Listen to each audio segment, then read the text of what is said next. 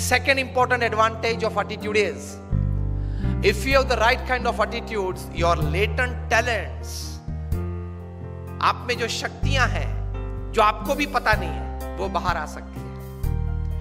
There are thousands of energies that we have which go unused in our lifetime because we didn't have the right attitude. We didn't have the right attitude. So thousands of energies God has gifted us. कहीं कहीं लोगों में कई प्रकार की energies हैं, extraordinary energies हैं. हमें लगता है कि यार ये तो हीरो है, ये तो सुपर हीरो है, लेकिन वही एनर्जीज आप में भी हैं. उसने वो एनर्जीज बाहर निकाली और आप बाहर नहीं निकाल रहे हो. So the second big advantage of attitude is you can bring out your latent energies, many talents, many forces that actually can give a big advantage to you in your life. 1983 का world cup आप में से किसी ने देखा था? हाथ ऊंचा करें. मैं भी हाथ ऊंचा करता हूं. मेरे दीक्षा के पहले की बात है, मैंने भी पूरा देखा था. Just raise your hands if you saw the 1983 World Cup. Many of us. Kapil Dev Bharat के लिए वर्ल्ड कप लेके आए थे. First time India won a major international tournament. बड़ी खुशी थी पूरे देश में. हम लोग, I was in standard 9th at that time. तो मुझे अभी भी पता है कि हम कितने जोर शोर से ये खुशी मना रहे थे. सब बच्चे, youngsters, teenagers. Cricket was a fever in India, and actually it became a more fever in India after Kapil Dev won the World Cup for India. अभी भी वो दृश्य याद है. लॉर्ड्स की गैलरी में कपिल देव लेके खड़े थे. सुनील गावस्कर थे, कृष्णमाचारी श्रीकांत थे, चेतन चौहान थे, दिलीप दोषी थे, शिवलाल यादव थे, सैयद किरमानी विकेट कीपर थे. लेके आए. मुंबई में सम्मान हुआ, दिल्ली में सम्मान हुआ, बीसीसीआई ने बड़ा सम्मान किया. लेकिन जो हारने वाली टीम थी वेस्ट इंडीज, उनको लगा कि साला ये बंदर है, वो सिंह को सोता था सिंह, तो झाड़ पे से नीचे उतर के एक चाटा मार के वापस ऊपर चढ़ गया. West Indies was a very powerful team. 1975 की वर्ल्ड कप उन्होंने जीती थी, 1979 की वर्ल्ड कप भी उन्होंने जीती थी, और 83 की वर्ल्ड कप फाइनल में भी आ गए थे. और भारत तो उनके लिए मच्छर था, ऐसे ही क्रश कर डालेंगे. उनका एटीट्यूड बन गया था ओवर कॉन्फिडेंस का. और वेस्ट इंडीज की ये पावरफुल टीम, ये लोग बैलेंस करते थे. क्लाइव लॉर्ड जो कैप्टन थे, जिन्होंने 20 साल तक क्रिकेट जगत पे राज किया, ये मानते थे कि कोई ऑलराउंडर की जरूरत ही नहीं है. 6 बैट्समैन, 4 बॉलर और एक विकेट कीपर. 6 में से एक भी बैट्समैन को गेंद डालना आता नहीं था. और 4 में से एक भी बॉलर को बैट्समैन बैटिंग करना आता नहीं था. Specialise in your department. That was his strategy, his thinking. But with that he ruled the cricket world for 20 years. हम लोग जानते हैं पूरा 70s और पूरा 80s.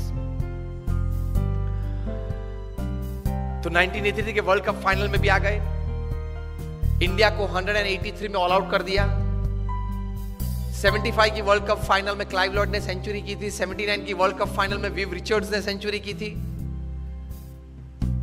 तो उनको लगा कि 183 is nothing for us. And what a powerful team. Gordon Greenidge और Desmond Haynes opening आते थे. 1 down Richie Richardson, 2 down Viv Richards, 3rd down Clive Lloyd, 4th down Gus Logie, 5th down Jeff Dujon, 6th down Geol Garner, Andy Roberts, Colin Croft, Malcolm Marshall. ये उनके 11 थे. बड़ी ताकत वाली team थी. तो आए विव रिचर्ड्स ने 13 बॉल में 8 चौके मारे. रॉजर बिन्नी, कपिल देव और शिवलाल यादव को मिला के. इन 13 balls he hit 8 to the fence. बहुत पावरफुल बैट्समैन थे विव रिचर्ड्स. तो हम लोग सबको तो लगा कि अब तो पूरा हो गया, यही पूरा कर देगा अभी 5-10 ओवर में. लेकिन एक मिस्क्यूट शॉट उन्होंने मारा और कपिल देव जान लगा के दौड़े थे. अगर जिसने देखा होगा, अभी भी मैं जब बात कर रहा हूं तो I can see the video in front of me. वहां से अगर कैच ऊपर आता है तो कैच, बॉल देखते देखते अगर पीछे पड़ना तो पीछे दौड़ता है ना फील्डर गेंद को कैच करने के लिए. कपिल देव को लगा कि मैं पीछे दौड़ूंगा तो शायद पहुंच नहीं पाऊंगा, इसलिए घूम गए, बॉल पीछे से आ रहा था और इस ऐसा दौड़ते, विच इज वेरी डिफिकल्ट। कभी ट्राई करना, स्पोर्ट्स के इवेंट्स करते हो ना, कभी एक बार ट्राई करना है ऐसा, गेंद को उछाल दिया और गेंद पीछे से आ रही है, जिसको कैच करना है अब, और पीछे देखते देखते आप इस तरफ दौड़ते हो, क्योंकि उल्टा दौड़ना आपको लगेगा कि शायद पहुंच नहीं पाऊंगा। And Kapil Dev's hands were called bucket after this catch, कि उनके दो हाथ है ना, वो बकेट है, इतनी बड़ी जो पानी भरने की बकेट है ना, और आया, and that catch made the difference. 139 West Indies got all out, India won the world cup. So West Indies को तो बहुत अपमान लगा कि ये चूहे सब 11 इकट्ठे होके और सी को हरा गए। Immediately the West Indies cricket board contacted BCCI for a full series, 6 test and 6 one day internationals, and they came to India with their all powerful team. उसके पहले तो बी टीम आती थी भारत में, कभी क्लाइव लॉर्ड, वीव रिचर्ड्स आए ही नहीं थे उसके पहले खेलने के लिए, ऑलविन कालीचरण और वे सब आते थे खेलने के लिए, बी टीम। क्लाइव लॉयड अपनी पूरी माइट के साथ आ गए और 6 वनडे इंटरनेशनल्स भारत को बहुत बुरी तरह से हराया। कहीं कहीं वनडे इंटरनेशनल्स तो 150 रन से हराया। बहुत क्रिटिसिज्म न्यूज़पेपर्स में आई कि अभी 1.5 महीने पहले जो वर्ल्ड चैंपियंस बने उनकी ये हालत। फिर तो टेस्ट सीरीज चालू हुई, फर्स्ट टेस्ट कानपुर 3.5 दिन में पूरी हो गई, innings and 250 runs defeat to India, और उसमें मेलकम मार्शल ने 12 विकेट ली, 20 में से 12, उसमें से 8 clean bowled, and not a single person could hit a boundary to Malcolm Marshall. उस वक्त वे बहुत डेंजरस बॉलर थे, used to bowl, first bowler to cross 90 miles per hour में मेलकम मार्शल थे। और जब वे right arm round the wicket डालते थे तब वो अंपायर के पीछे ही दौड़ते थे, रनअप चालू करते अंपायर के पीछे दौड़, ताकि बैट्समैन को देखना पड़ता था कि कहां तक वो पहुंचा, बॉलर बैट में हाथ करके देखना पड़ता कि वो पहुंचा कहां था। एकदम अंपायर के पीछे से बाहर निकल के मेलकम मार्शल गेंद डालते थे, यूज्ड टू बोल स्लैंटिंग डिलीवरीज, और पीछे डूजोन तो तैयार ही रहता था बड़े ग्लोव्स लेके, caught Dujon bowled Marshall, caught Dujon bowled Marshall चालू ही रहता था, एक आता था एक जाता था।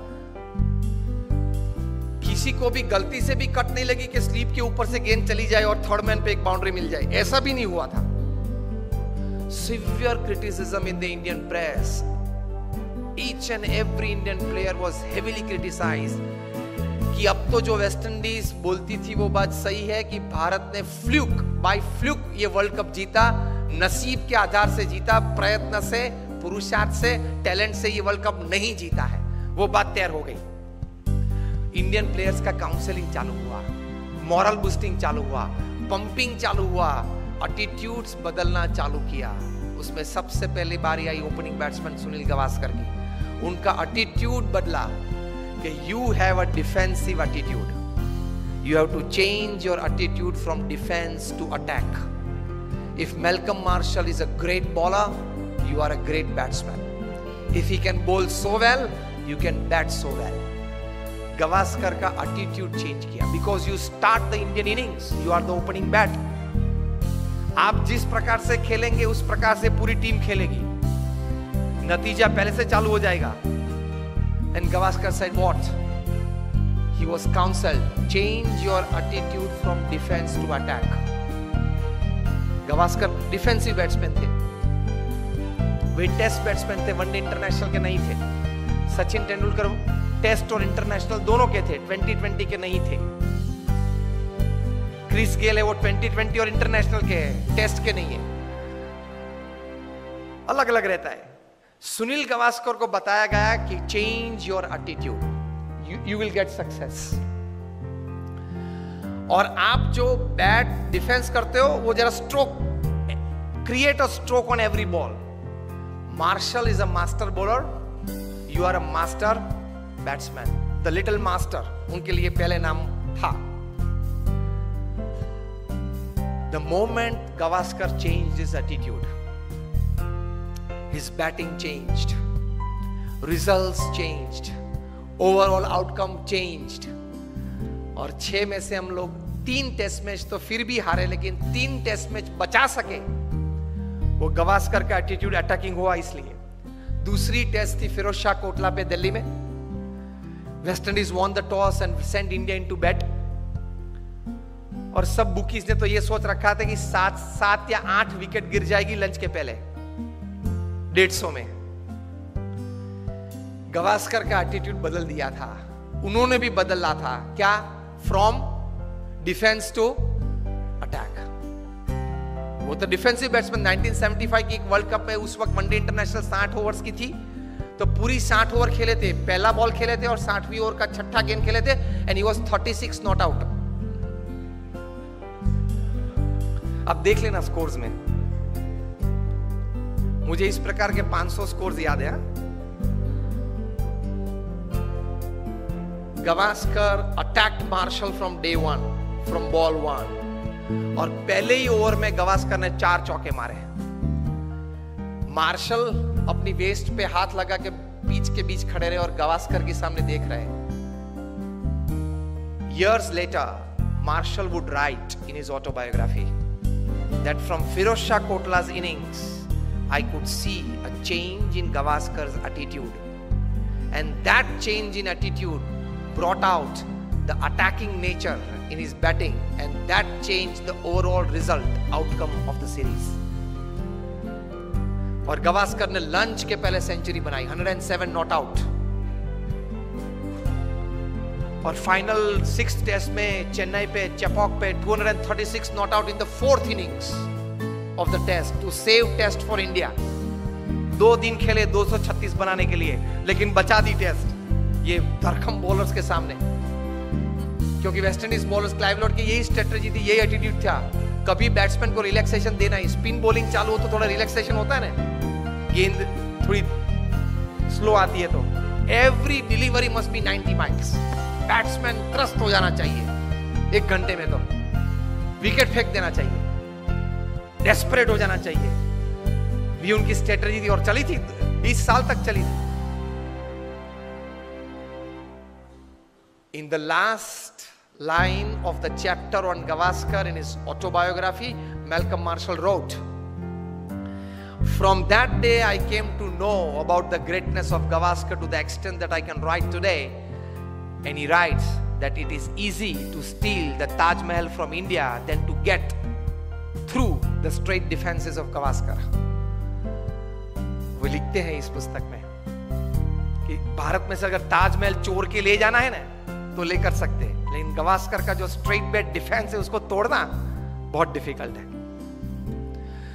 So the second important advantage of attitude for success in your life is when you develop the right kind of attitudes towards a situation, many latent energies and talents, they come out and make you a different personality. With that latent talents and energies comes solutions to solve your problems. तो attitude ये रहना चाहिए।